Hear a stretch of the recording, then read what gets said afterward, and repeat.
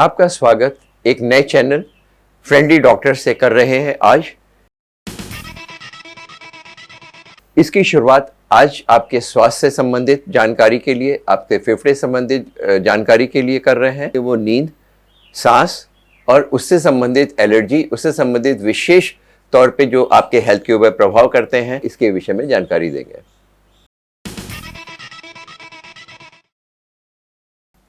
नींद हमारे जीवन का एक अभिन्न अंग है। 1/3 ज़िंदगी हम सोते हुए गुजारते हैं और इसके विषय में बहुत सारी भ्रांतियाँ हैं। क्या हमें नींद इतनी लाइफ के लिए उतनी आवश्यक है? कितने घंटे हमें सोना चाहिए? एक बच्चा जो कि पैदा होने के बाद 15 से 20 घंटे सोता है और एक बुज़ुर्ग 7 से 8 घंटे क्यों सोता है? एक यंग मैन जो ज़्यादातर अपनी पढ़ता है रात को और दिन के समय सोता है, क्या हमें दिन के समय सोना चाहिए? क्या हमें रात के समय सोना चाहिए? वास्तव में नींद का प्रभाव हमारे स्वास्थ्य के ऊपर बहुत अधिक पड़ता है। कितनी देर सोना चाहिए? एक एडल्ट मनुष्य को, एक स्वस्थ मनुष्य को 7 से 8 घंटे नींद के लिए आवश्यकता होती है। लेकिन एक बच्चा जो पैदा होता है उसको 18 से 20 घंटे के बाद सोने की आवश्यकता होती है। जैसे जैसे वो बड़ा होता जाता है, नींद की रिक्वायरमेंट 7 से 8 घंटे हो जाती है। हम क्या सोचते हैं, सारे दिन हम क्या काम करते हैं, इसका प्रभाव हमारे स्वास्थ्य के ऊपर सीधा पड़ता है। अगर हम 1 घंटे पर दिन नहीं सोते हैं, कम सोते हैं, तो हमारी इम्यूनिटी कम हो जाती है, प्रतिरोधक क्षमता कम हो जाती है, जो बॉडी में किलर सेल्स बनती हैं उनकी मात्रा कम हो जाती है और हम इन्फेक्शन के लिए प्रोन हो जाते हैं। जो सारे दिन हम देखते हैं, बोलते हैं, पढ़ते हैं, तो हमारे ब्रेन की एक डिफरेंट स्टेजेस होती है, N1, N2, N3 and REM sleep.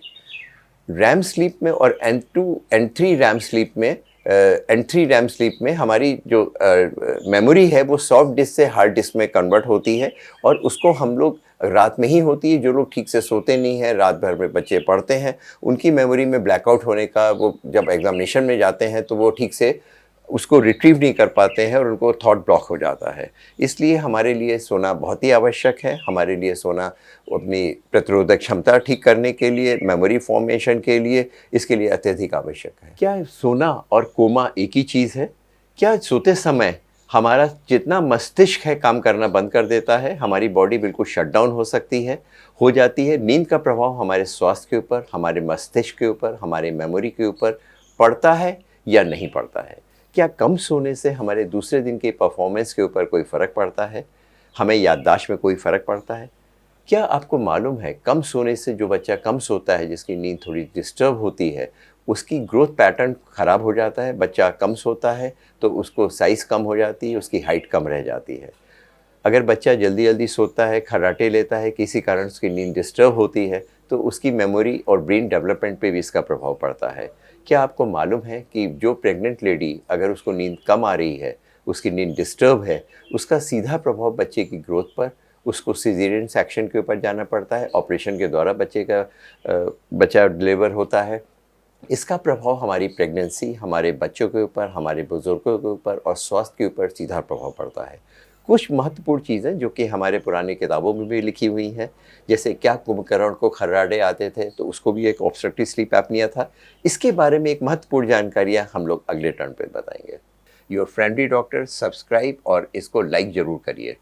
आगे आने वाले एपिसोड में इसके बारे में, आपके हेल्थ के संबंध में, स्लीप के बारे में, सांस के बारे में और बहुत सी महत्वपूर्ण जानकारियाँ इस चैनल के माध्यम से आपके पास पहुँचती रहेंगी।